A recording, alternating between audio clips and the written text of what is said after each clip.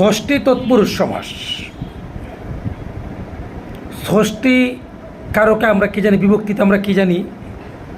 ষষ্ঠী মানে হলো র থাকবে শব্দের শেষে, যেমন রাজার পুত্র, রাজপুত্র, চায়ের বাগান, চা বাগান, দেশের সেবা, দেশ মূল সভা হলো, মূল শব্দটা কি? দেশ হয়ে গেছে কি দেশের, গুড়ার দূর, গৌর দূর, ছবির গড়, ছবিগড়, সূর্যের উদয়, সূর্যোদয়, রাজার প্রাসাদ, রাজপ্রাসাদ, মেম্বারদের সভা, মেম্বার সভা, বিড়ালের ছানা, বিড়াল ছানা, ছাত্রদের সমাজ, ছাত্র সমাজ।